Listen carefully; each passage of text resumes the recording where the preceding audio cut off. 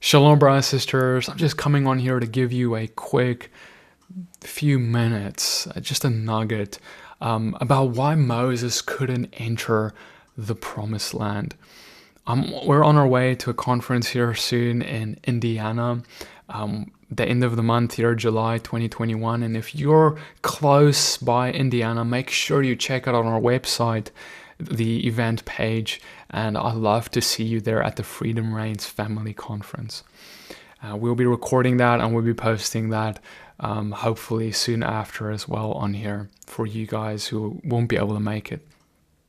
But as for the topic of this video, there's a lot to say about why Moses couldn't enter the promised land, and I go into a lot of it in a Torah portion I recently did called In a Dry Place, Speak to the Rock.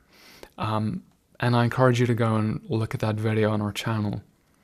But I want to just go to a certain part of this that I think some people often overlook. There are many technical reasons, like Moses striking the rock instead of speaking to it, and why that was so wrong of him. That was one of the technical reasons of why he didn't enter the promised land. But there's a much bigger picture here that I think the Father is trying to communicate to us. When you look at the law and the keeping of the law, Moses was the guy who God gave it to deliver to Israel. Without Moses, we could argue, it wouldn't have been delivered the way it was. And many rabbis today in the Orthodox Jewish community look to Moses as being a very grand figure. Of course, he is to be respected for who he is.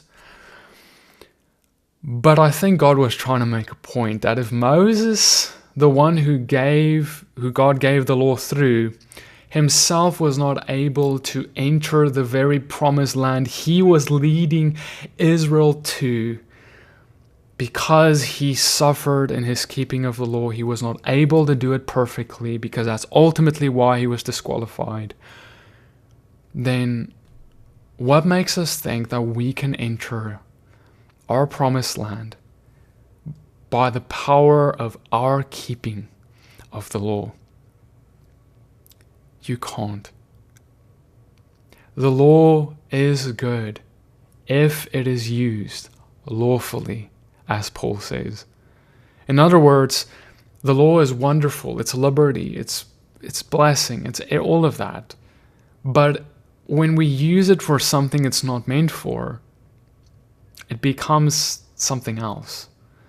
It doesn't become good. It's not a blessing anymore. It's a burden. And what I mean by that is if you trust in your own ability to keep the law in order to inherit freedom or some promised land or salvation, you're going to have a hard time. And ultimately, you wouldn't need, if you were able to do that, you wouldn't need Christ. You would be satisfied in your own abilities, right? But it so just comes to be that many of us have probably discovered that we aren't perfect. We make many mistakes. We make many breakings of the law oftentimes.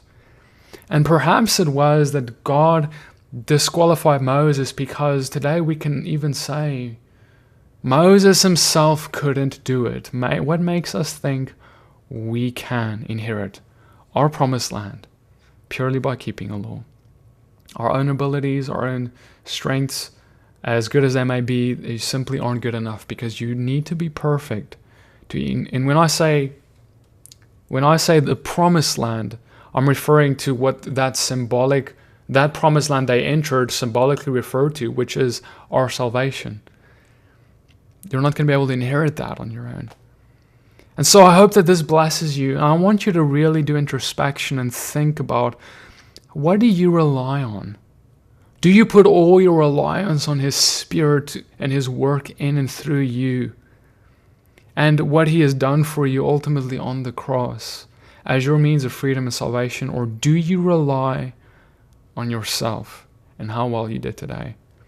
I don't know about you, but I often find myself not doing too well. And if I was going to rely on myself, there's really not a lot of hope left for me. I want to ask you, if you believe in him, rely on him. And if you don't, consider whether putting faith in your own works and reliance on that would be enough, and whether you can really trust that enough with something as big as salvation. I hope that blesses you. Blessings and shalom.